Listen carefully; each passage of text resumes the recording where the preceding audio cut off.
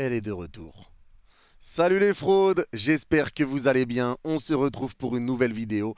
Et nouvelle vidéo pour parler du tirage au sort des phases de poule de la Ligue des Champions qui arrive ce jeudi à 18 h.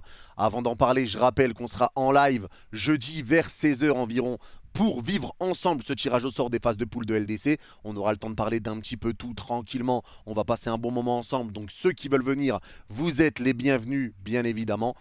Et dans cette vidéo, je vais donner mon avis sur les équipes de chaque chapeau, les adversaires potentiels du PSG, sur leur qualité, faut-il se méfier de telle ou telle équipe, et bien évidemment le groupe que j'aimerais rencontrer personnellement. Avant que la vidéo commence, merci à ceux qui prendront 2 secondes pour mettre le petit pouce bleu et le commentaire pour le référencement. Vous êtes les Gouts et on est tout de suite parti déjà avec les chapeaux.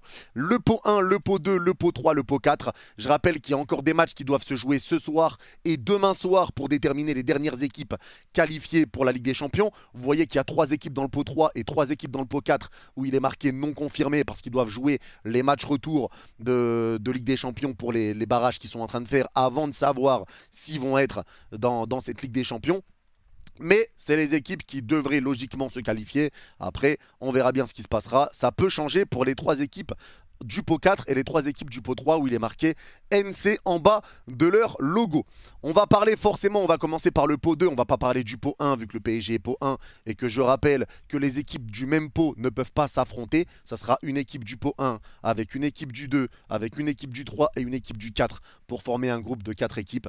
Et je rappelle que 2 équipes du même championnat ne peuvent pas tomber ensemble, ce qui veut dire que Paris qui est pot 1 ne peut pas tomber avec Lens qui est pot 4 vu que c'est des équipes du même championnat. Je vais donc parler à partir des équipes du pot 2 et on commence avec le Real Madrid. Et le Real Madrid, comme adversaire potentiel du PSG, mais pas que, comme adversaire potentiel de toutes les équipes du pot 1, c'est une équipe où il faudra se méfier. Parce que oui, le Real Madrid n'a pas de numéro 9. Oui, le Real Madrid ne va vraisemblablement pas récupérer Kylian Mbappé. Le Real Madrid n'a pas remplacé le départ de Karim Benzema, mis à part avec Rossellou. Et le Real Madrid rencontre des grosses pertes avec l'absence de Thibaut Courtois, l'absence de Militao pour minimum 6 mois. Maintenant, Vinicius qui s'est blessé pour 6 semaines. Il y a pas mal d'absences. Il y a pas mal d'absences et en plus l'absence d'un numéro 9. Ce qui fait que Vinicius est placé en pointe avec Rodrigo. Bellingham doit jouer très très haut, même s'il performe très fort Bellingham actuellement. Le Real est sur 3 matchs, 3 victoires en Liga à l'heure où on parle. Le Real reste une équipe dangereuse. On le disait tous déjà à l'époque quand le PSG récupère Léo Messi, etc. Il y en a beaucoup qui pensaient que le Real était mort, que le Real s'était terminé. Au final, ils font des remontadas à tout le monde et ils remportent cette Ligue des Champions. Donc le Real est une équipe qu'il ne faudra jamais enterrer, même avec une absence de numéro 9, même avec des joueurs blessés pour de longue date. Et ils reviendront tôt ou tard. Mais là, on parle des phases de poule. Et pour ces phases de poule, le Real restera un adversaire compliqué à jouer. Même si c'est vrai qu'ils vont être affaiblis, on le voit, ils peuvent faire très très mal à tout moment. Le Real reste le Real Madrid. Le Real reste le plus grand club de l'histoire de ce sport pour moi. Ils ont remporté 14 Ligues des Champions et c'est pas anodin. Donc forcément, ce club-là reste un club qui sera dangereux, peu importe les joueurs qui seront alignés sur le terrain. Donc attention au Real Madrid, même si ils peuvent apparemment peut-être récupérer Vlahovic avant la fin du mercato. On verra, mais en tout cas, ça reste très dangereux. Faire attention à eux, même s'ils semblent un petit peu amoindris depuis quelques temps. Manchester United derrière qui a forcément eu un parcours un petit peu, une belle saison mais un parcours en même temps un petit peu compliqué. Ça a été un peu en demi-teinte avec Ten Hag. C'est une équipe qui a réussi à passer les phases de poule de la Ligue Europa. Ils se sont fait éliminer en quart de finale contre le FC Séville dans des matchs assez compliqués en plus et avec des scénarios assez fous quand même, il faut le dire. Donc United s'est fait éliminer en quart de finale. Ils ont remporté la League Cup. Ils ont terminé 3e de Première Ligue la saison passée, derrière Manchester City et Arsenal forcément. Et ils ont perdu en finale de FA Cup contre Manchester City. La League Cup, ils la gagnent contre Newcastle. Donc Manchester United reste une équipe qui n'est pas au meilleur de sa forme. C'est pas le United des années passées, de Sir Alex Ferguson, où United était vraiment le rouleau compresseur qu'on connaît, mais United reste un grand club européen. Ça reste encore une fois l'un des tout meilleurs clubs de l'histoire de ce sport. Donc United reste dangereux avec des joueurs de qualité, comme Rashford, comme Bruno Fernandes, comme Eriksen, et j'en passe. Il y a du talent dans cette équipe et Ten Hag fait quand même un bon travail avec Manchester. Donc cette équipe reste dangereuse, ça reste une équipe de Première Ligue. Donc Manchester United reste un tirage compliqué, mais forcément les équipes du chapeau 2 vont être des tirages compliqués quoi qu'il arrive. Derrière, l'Inter Milan. L'Inter Milan qui a été finaliste de la Ligue des Champions, qui a été finaliste et qui s'est incliné 1-0 contre City, dans un match où ils auraient pu très clairement remporter ce match. C'était un match assez serré. L'Inter qui a terminé, si je ne dis pas de bêtises, 3e de Serie A, qui était pourtant plus bas à un certain moment de la saison. C'était un peu compliqué. Ils ont quand même réussi à terminer 3e de la Serie A. L'Inter reste une équipe qui va être pour moi compliqué à jouer. Dans le même temps, on les a joués en amical, on a perdu contre 2-1, mais sur un match où on avait dominé. On a dominé complètement le match, on a réussi à les faire douter, on leur a fait mal, mais on n'a pas réussi à trouver la faille, on n'a pas réussi à leur mettre un deuxième but quand on menait 1-0 assez rapidement. C'est l'entrée de Kurzawa qui nous tue complètement contre l'Inter, mais on a prouvé qu'on était capable de leur faire mal, et de leur faire très très mal même, vu que le match pour moi a été dominé contre les Interistes. Mais c'est une équipe qui peut réellement nous poser de gros problèmes. Pour moi, l'Inter, pour moi c'est un piège l'Inter, parce que c'est une équipe qui défend très bien et qui arrive à contre-attaquer et à attaquer très vite. Donc avec le jeu de Luis Enrique, de passes, etc., peut-être que l'Inter va réussir à nous contenir et à forcément bien défendre et essayer de nous contre-attaquer derrière. Donc l'Inter, ça peut être un match piège, ça peut être un match compliqué, et attention à cette équipe interiste qui ont montré que c'était une équipe de chiens qui courait partout et qui avait de grandes qualités. Donc l'Inter restera pour moi l'un des tirages les plus compliqués de ce groupe. Je le dis, pour moi l'Inter est l'un des tirages les plus durs de ce groupe. Derrière, Dortmund. Alors forcément, c'est pas le grand Dortmund non plus. Il y a eu des meilleures équipes de Dortmund. Dortmund qui a été éliminé en 8e de finale de Ligue des Champions face à Chelsea. Après avoir gagné 1-0, ils ont perdu 2-0 derrière. Ils ont complètement foiré la Bundesliga quand le Bayern leur a laissé complètement le champ libre. Ils n'arrivaient pas à gagner les matchs et ils perdent le titre très bêtement alors qu'ils auraient dû le gagner. C'était une obligation de le gagner. Ils ne l'ont pas fait. Donc forcément, il y a des doutes dans la tête de cette équipe de Dortmund. Mais Dortmund reste Dortmund. Ça reste aussi une équipe qualitative qui a terminé 2e de cette Bundesliga avec des belles équipes en Bundesliga, il faut le dire. Donc attention à Dortmund, à pas trop les sous-estimer. Ils ont réussi à battre Séville chez eux 4-1. Ils ont tenu en échec Manchester City à la maison 0-0. Ils ont perdu que 2-1 derrière à l'Etihad. Donc c'est une équipe qui connaît le top niveau, qui connaît la Ligue des Champions et qui connaît l'intensité. Donc il faudra se méfier de cette équipe de Dortmund. On est bien placés, nous Parisiens, pour le savoir aussi. Après le match, je le rappelle, le duel avec Haaland, etc. La défaite chez eux demain et après la qualification chez nous. On le sait, Dortmund va être une équipe qui ne sera pas facile à jouer, quoi qu'il arrive, donc méfiance également sur le Borussia Dortmund. L'Atlético Madrid, qui avait eux terminé dernier de leur poule en Ligue des Champions la saison passée, ça a été une saison très compliquée. Ils ont quand même réussi à terminer 4e de Liga, si je ne dis pas de bêtises. Donc ils sont là pour cette Ligue des Champions. Ils viennent de battre le Rayo Vallecano 7-0 à l'heure où on parle. Et il y a des petites complications dans certains dossiers avec la blessure de Memphis Depay hier justement. Le dossier Joao Félix qui est un petit peu compliqué. Mais attention à l'Atlético. Et pour moi, l'Atlético c'est un petit peu comme l'Inter. Et là je vais parler pour le Paris Saint-Germain. Pour moi le PSG Atlético, si jamais ça tombe, ça peut être des matchs à dormir debout. Parce que je le répète, Luis Enrique c'est un jeu en passe, collectif, etc. L'Atlético Madrid, même s'ils viennent de gagner 7-0, c'est une équipe qui défend bien, bloque bas et qui défend très bien. C'est une équipe qui défend beaucoup, qui est très reculée. Donc ça peut nous donner un match vraiment où on va s'ennuyer, où Paris aura la balle mais on ne trouvera pas de solution. Et derrière, pareil, l'Atlético qui essaiera de nous planter le but quand ils devront nous le planter, ou même de tenir un résultat s'ils doivent le tenir. Donc l'Atlético, ça peut être un match chiant, ça peut être un match original, mais un match chiant au vu des états d'esprit des deux coachs. Mais bien sûr, attention également à cette équipe de l'Atlético qui connaît, elle aussi, le top niveau, même si la saison dernière, ça a été très compliqué pour eux. Ils peuvent revenir très très fort cette saison. Le RB Leipzig, derrière, une équipe pareille, assez dangereuse, assez compliquée à jouer. On les a déjà joués plus d'une fois, donc on aimerait du changement. Mais le RB Leipzig, attention, ils ont récupéré Bichabou et Xavi Simons, deux anciens Parisiens, même si Xavi Simons, ça reste un prêt. Il y a des équipes, des joueurs de qualité et des jeunes joueurs qui n'auront pas la pression. Le RB Leipzig, c'est un club qui prend des jeunes joueurs, qui ne leur mettent pas la pression et qui les laisse jouer tranquillement, se régaler et qui exploitent leur plein talent. Donc, avec des joueurs comme Openda, comme Dani Olmo, comme Xavi Simons et j'en passe, ils ont récupéré Loukeba. c'est une équipe talentueuse. C'est une équipe qui est jamais facile à jouer. Eux aussi, ils se sont fait éliminer en 8e de Ligue des Champions contre City après un match nul, un but partout. Ils se sont fait exploser au retour 7-0. Mais attention à cette équipe qui peut faire très très mal également. Et en plus avec des retrouvailles avec certains Parisiens, des deux anciens Parisiens qui auront sûrement envie de se montrer. Loïs Openda qui retrouverait une équipe de Ligue 1, tout ça. Donc attention à cette équipe du RB Leipzig, jeune, mais qui sera complètement décomplexée dans cette Ligue des Champions. On a également le FC Porto. Alors le FC Porto qui paraît peut-être être l'équipe la plus faible de ce chapeau 2, la plus prenable. Mais attention. Attention parce que Porto termine 2e du championnat du Portugal à 2 points du Benfica qui a fait une saison exceptionnelle. Il faut le dire, Benfica qui a été très très fort. Porto qui a remporté la Coupe du Portugal. Ils ont battu Braga en finale si je ne dis pas de bêtises. Donc Porto reste une équipe solide avec des joueurs pareils expérimentés et des joueurs qui connaissent le haut niveau. Porto est une équipe qui a déjà remporté la LDC. C'est une équipe qui connaît le haut niveau. Donc attention à cette équipe du FC Porto qui s'est fait éliminer contre le finaliste eux aussi, l'Inter Milan. Pareil, c'était en 8e de finale si je ne dis pas de bêtises. Après une défaite 1-0 et un match nul 3 partout. Donc Porto est une équipe qui peut faire très très mal, qui sait jouer au football. Ils avaient éliminé la Juve de Cristiano Ronaldo, tout ça. Donc Porto est une équipe à se méfier totalement. C'est une équipe qui joue bien au football. Donc attention, Porto, une équipe où on peut se casser les dents. Et qui avait terminé premier de leur poule, si je ne dis pas de bêtises aussi, hein, avec justement l'Atlético dans leur groupe. Et derrière, Arsenal. Et Arsenal qui, pour beaucoup, va être l'équipe la plus dangereuse de ce chapeau 2 en termes de forme actuelle.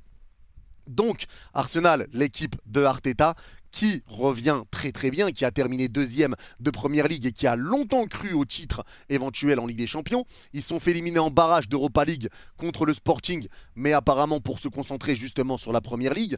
Et ils terminent 2e de cette Première Ligue, mais avec une très belle équipe, du très bon jeu et surtout avec beaucoup d'envie. Et là, il commence bien cette nouvelle saison en battant Manchester City pour le Community Shield, en arrachant des tirs au but à la dernière minute du temps additionnel et il remporte la séance de tirs au but. Donc Arsenal a déjà remporté ce trophée face à Manchester City dans le Community Shield.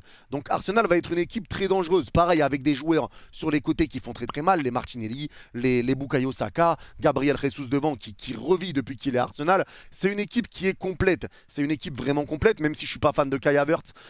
On verra ce que ça donnera, mais Kai Havertz, pour moi, pas une recrue non plus idéale, mais vraiment, c'est une équipe qui est solide, avec Saliba qui est solide derrière, Gabriel, c'est pareil, c'est solide. Ramsdale qui est l'un des meilleurs gardiens, etc. Donc vraiment, Arsenal va être l'une des équipes, ou si ce n'est l'équipe la plus dangereuse de ce chapeau 2, mais moi, c'est l'équipe que j'aimerais tirer. J'aimerais tirer Arsenal.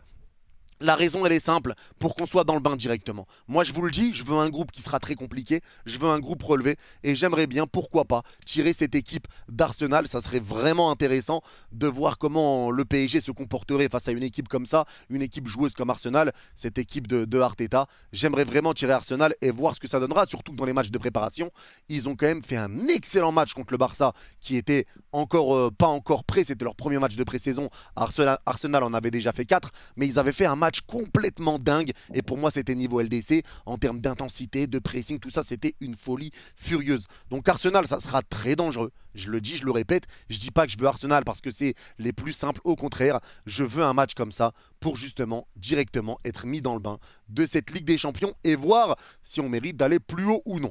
Donc voilà pour cette équipe, pour ces équipes du chapeau 2, dites-moi vous dans le chapeau 2 quelle équipe vous préférez tirer honnêtement. Derrière, dans le chapeau 3, le chapeau 3 c'est pareil, le chapeau 3 c'est dangereux. Et on va commencer avec, pour moi, la plus forte équipe de ce chapeau 3, l'AC Milan. L'AC Milan qui a terminé, qui est actuellement premier de Serie A avec 2 victoires en 2 matchs. Ils ont fait des matchs de préparation avec le FC Barcelone et le Real Madrid. Ils gagnaient 2-0 à la mi-temps contre le Real, ils ont perdu 3-2 derrière en deuxième mi-temps. Mais c'était un match complètement fou. Face au Real, c'était vraiment un match pareil, intensité, niveau Ligue des Champions. Ils ont été incroyable, ils ont perdu contre le FC Barcelone et ils ont fait 2-2 contre la Juve et une défaite au penalty, je crois, si je dis pas de bêtises.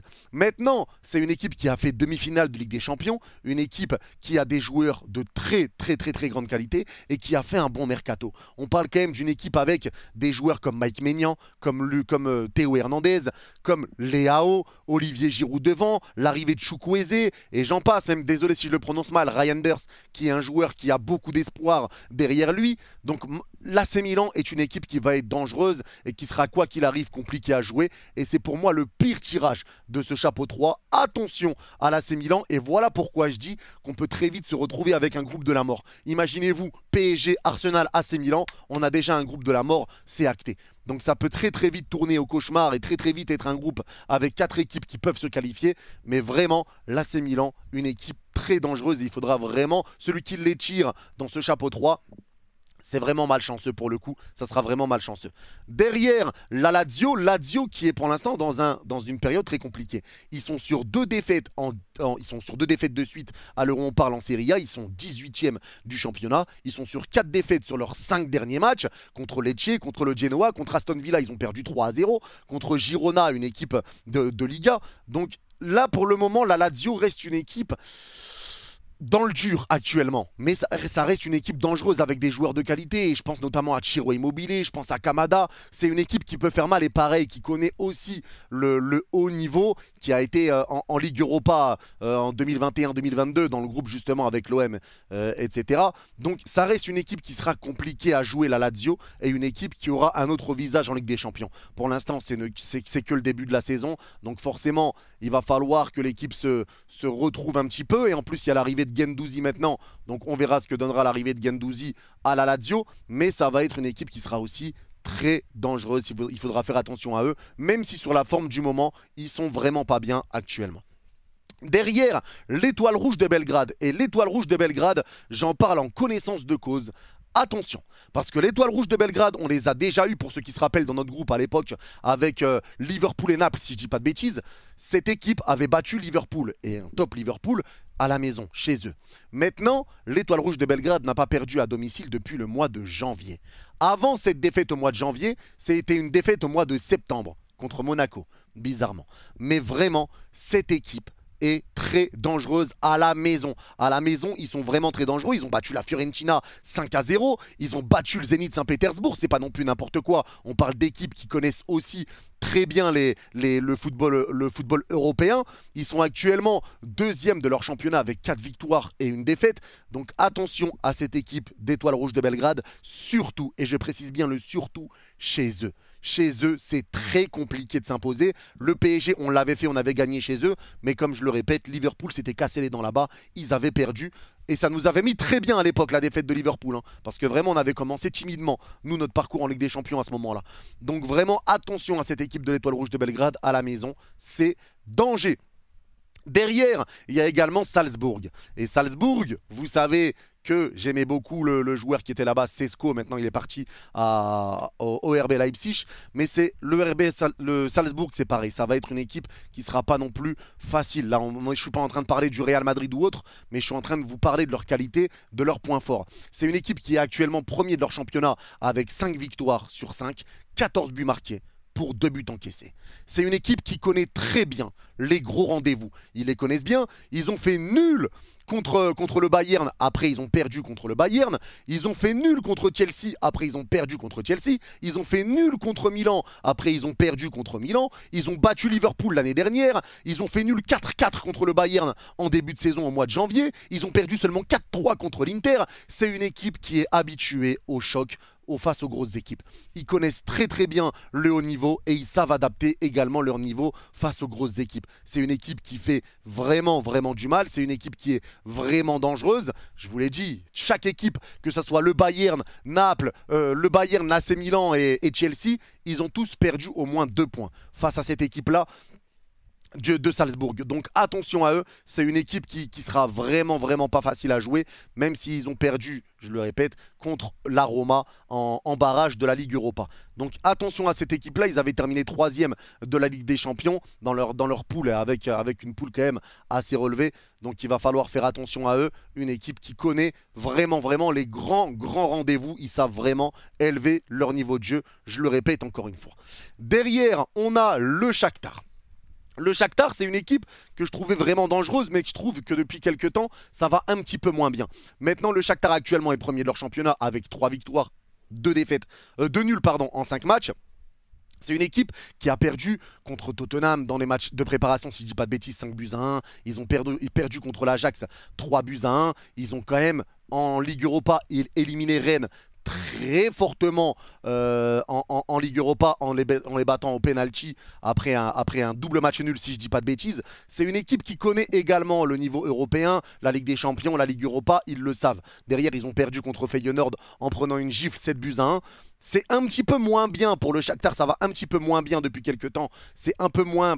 Ils sont dans une moins bonne, moins forme que la Lazio, mais ils sont quand même dans une pente un petit peu descendante pour moi, pour l'instant, cette équipe du Shakhtar. Mais ça restera une équipe qui sera toujours compliquée à jouer. Donc attention à eux, c'est pareil, c'est une équipe pareille qui connaît les grands rendez-vous. Donc cette équipe du Shakhtar peut faire mal n'importe quand, à n'importe quel moment. Ils ont quand même, je le rappelle, tapé le RB Leipzig 4-1. Ils ont perdu derrière au retour 4-0. Mais ils ont également fait nul. Là, je regarde également. Ils ont perdu 2-1 contre le Real. Et ils ont fait nul un partout. Donc un match nul et une défaite 2-1. Et ils ont fait 2 nuls contre le Celtics. Donc c'est une équipe, comme je le dis encore une fois, qui connaît les grands rendez-vous et qui peut être à un niveau également très haut et qui peut être très compliqué à jouer et qui peuvent également gêner des équipes dans ce chapeau 3. Ensuite, on a bien évidemment Braga. Braga qui n'est pas encore officiellement qualifié, mais Braga qui est sur une victoire, une défaite en championnat, qui a été finaliste de la Coupe du Portugal et qui s'est fait éliminer par le Benfica, qui a éliminé le Benfica, pardon, et qui perd en finale contre Porto. J'ai pris des petites notes. Ils sont fait éliminer contre Porto et ils sortent contre la Fiorentina en barrage de conférence. Donc, ils ont quand même l'expérience d'avoir sorti Monaco, eux aussi en 8e d'Europa League en 2022. Et ils ont terminé 3e du championnat du Portugal la saison dernière, derrière le FC Porto et derrière le Benfica. Donc Braga reste quand même une équipe dangereuse du Portugal. C'est pas Porto, c'est pas le Benfica, mais ça reste une équipe qui a aussi de l'expérience au niveau européen et qui peut être problématique, même si encore une fois, là, je suis pas en train de parler d'une équipe comme le Real. C'est une équipe qui a des qualités et qui peut poser problème. Donc encore une fois, c'est des équipes sur qui il faudra faire attention.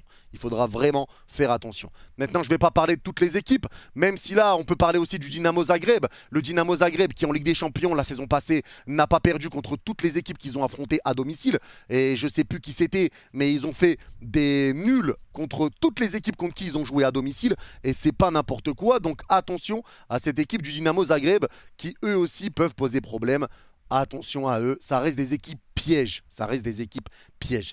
Donc voilà pour les équipes du chapeau 3. Et moi, dans cette équipe du chapeau 3, l'équipe que j'aimerais tirer, je vous le dis, c'est l'AC Milan. Ouais, ça paraît peut-être fou, ça paraît peut-être fou ce que je suis en train de dire, mais moi j'aimerais tirer l'AC Milan et pour l'instant ça ferait un groupe PSG, Arsenal, AC Milan, mais moi je vous le dis, je veux un gros groupe dès le début, histoire d'être fixé rapidement sur le niveau, histoire d'élever le jeu assez rapidement, même si c'est vrai qu'il vaut mieux commencer doucement le temps que Luis Enrique arrive à importer ce qu'il veut importer dans cette équipe du PSG, peut-être que c'est le cas, peut-être que je veux me précipiter un peu trop vite et peut-être que là il faudrait peut-être commencer un peu doucement, mais moi j'aimerais vraiment tirer pareil l'AC Milan et ça nous ferait des beaux matchs immédiatement en Ligue des Champions. En tout cas pareil, dites-moi en commentaire vous dans ce chapeau 3 quelle équipe vous aimeriez tirer, quelle équipe sur qui vous avez une préférence. Je vous écoute, pour moi c'est l'AC Milan. Et derrière le chapeau 4. Le chapeau 4 avec, on va commencer par l'Union Berlin. L'Union Berlin, alors attention à eux parce que eux, c'est une équipe qui a une marche en avant qui est quand même exceptionnelle. Ils ont été 4e de Bundesliga cette saison à 9 points du titre de champion. La saison dernière, ils ont été 5e, donc en 2021-2022, ils ont terminé 5e. La saison encore avant, donc en 2020-2021, ils ont terminé 7e. Et la saison d'encore avant, ils ont terminé 11e. Donc on voit la marche en avant, 11, 7, 5, 4. L'Union Berlin est une équipe qui est joueuses qui jouent bien, ils ont tapé le RB Leipzig 3 fois de suite, ils ont posé quelques problèmes au Bayern même s'ils ont perdu quasiment à chaque fois. C'est une équipe qui a gagné leurs matchs amicaux contre l'Atalanta Bergame, contre Udinese, donc c'est une équipe qui joue bien. Ils sont sortis en 8e contre l'Union Saint-Gilloise, mais ils ont éliminé l'Ajax Amsterdam avant en barrage, donc attention à cette équipe pareil de l'Union Berlin qui peut poser problème, qui connaît le niveau, enfin qui connaît, c'est un peu gros, mais qui sait jouer, ils savent jouer, ils connaissent les grosses équipes, ils ont joué contre Dortmund, le RB Leipzig, le Bayern, donc ils connaissent un peu ce niveau-là, ils ont de l'expérience maintenant en Europa League, etc. Donc attention à cette équipe de l'Union Berlin qui continue une progression et une marche en avant qui est franchement impressionnante. C'est une équipe qui peut poser problème et l'une des pires équipes de ce chapeau, pour moi c'est pas la pire, mais l'une des pires, l'un des pires tirages. Et pour moi, il y a plus de pires tirages dans le chapeau 4 que dans le chapeau 3 en termes d'équipes qui peuvent vraiment faire de gros résultats. Derrière, Newcastle. Newcastle qui, eux, ont été rachetés, vous le savez, par l'Arabie Saoudite et qui, pour moi, bossent intelligemment. Ils ont récupéré Bowman la saison dernière, Botman. Maintenant, ça récupère Tonali, des joueurs comme Guimarães. Ils ont une équipe Alexander Isaac. Ils ont une équipe cohérente. Ils ont une équipe qui joue. Ils sont sur 2 défaites de suite, mais en perdant contre City et Liverpool. Contre Liverpool, ils ont dominé vu que Liverpool était à 10, mais ils ont réussi à perdre le match de buts à 1 alors qu'ils menaient 1-0 et que Liverpool était à 10 après le rouge de Van Dijk. Ça reste une équipe qui va revenir sur revenir sur le devant de la scène, qui va goûter à la Ligue des Champions. Et on verra ce que ça va donner. On verra ce que ça va donner après tout ce temps avec l'équipe qu'ils ont. S'ils ont terminé quand même 4e de Première Ligue, et c'est pas anodin, c'est pas rien. C'est une équipe qui bosse bien, qui a eu aussi une progression qui est pas dégueulasse et qui va progresser d'année en année. Donc Newcastle reste pour moi peut-être le pire tirage de ce chapeau 4. Vraiment bon courage à celui qui tirera Newcastle. Mais vraiment cette équipe peut faire beaucoup de mal. Et on verra ce que ça va donner. J'ai hâte de voir ce qu'ils vont donner en Ligue des Champions. Mais Newcastle, attention, danger. Le RC Lens, j'en parle pas vu qu'on peut pas les tirer. Bien évidemment, mais je vais parler de Galatasaray. Et Galatasaray, pour moi, on est sur le pire tirage de ce chapeau 4 avec Newcastle. Pour moi, il y a un débat. Parce qu'avec Galatasaray, on est en train de parler d'une équipe de zinzin. Avec Hakim Ziyech, avec Wilfried Zaha, avec Mauro Icardi, avec Dries Mertens, avec Aktürkoğlu, que je trouve très bon, un jeune joueur, 24 ans je crois. Donc ils ont une équipe qui est très solide, des joueurs comme Torreira et j'en passe. Il y a une équipe qui est complète du côté de Galatasaray et ils peuvent faire très mal eux aussi. Eux aussi, ils ont de l'expérience en Coupe d'Europe. Ils ont terminé 13e de leur championnat il y a 2 ans. Là, ils ont quand même réussi à terminer champion. Ils ont eu une saison cauchemar la saison d'avant. Là, ils terminent premier de leur championnat. Et ils ont terminé, je le rappelle, lors de leur dernière Ligue Europa, premier de leur groupe devant la Lazio, l'OM, et je sais plus quel était l'autre club. Ils ont perdu derrière en 8e de finale contre le Barça, en ayant fait 0-0 à l'aller au Camp Nou, et je précise bien au Camp Nou, ils perdent chez eux 2-1 dans un match qu'on avait commenté, qui était vraiment serré et qui aurait pu tourner pour Galatasaray. Il me semble même que Galatasaray dominait. Donc attention maintenant à cette équipe qui sait jouer, qui a un public de feu. Jouer là-bas, ça va être très complexe, ça va être très dur, mais attention à cette équipe, ça va être vraiment solide et ils ont vraiment récupéré des joueurs de grande qualité. Pour moi, Galatasaray va être le piège de ce chapeau 4. J'ai limite envie de mettre devant Newcastle en termes de piège, en termes d'équipe dangereuse, mais voilà, on verra ce que ça va donner, mais Galatasaray pour moi, équipe très dangereuse et j'ai hâte de voir pareil ce que ça va donner en Ligue des Champions avec l'effectif qu'ils ont et surtout à la maison avec l'ambiance qu'ils ont également chez eux. Derrière, la Real Sociedad qui a terminé 4e de Liga. Actuellement, ils sont sur 3 nuls de suite. Mais c'est une équipe pareille qui a du talent. C'est une équipe qui sait jouer au ballon. Il y a des joueurs de qualité comme Oyarzabal, Merino, comme Tierney et j'en passe. Il y a des joueurs de qualité dans cette équipe de la Real Sociedad. C'est une équipe qui est tout le temps dans les top équipes de Liga, qui arrive tout le temps à être à peu près au niveau du podium. Donc attention à eux. Ils ont quand même réussi à battre le Barça au Camp Nou 2-1. Ils ont battu le Real 2-0 et ils ont fait match nul à l'aller. Donc ils n'ont pas perdu contre le Real. Ils sont sortis en quart de finale de Coupe du Roi en perdant 1-0 contre le Barça. Et ils ont quand même battu United à Old Trafford en Europa League. Et ils ont pareil terminé premier de leur poule. Premier de leur groupe avec United et je ne sais plus avec qui. Mais ils ont terminé premier de leur groupe en Europa League. Ils sortent derrière en 8e de finale contre la Roma. Mais attention à cette équipe de la Real Sociedad.